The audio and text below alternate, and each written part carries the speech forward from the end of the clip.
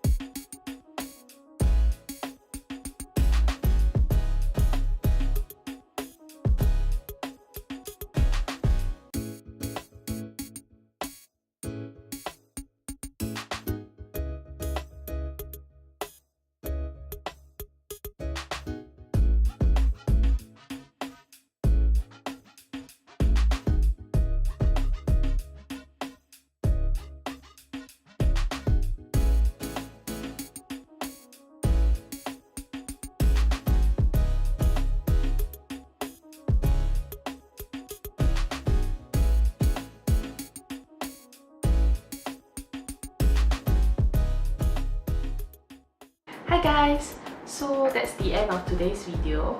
Hope you guys actually enjoyed today's video with the makeup look that I shared with you. So again, please leave your comments below if there is any. And I'll see you next time. Bye bye!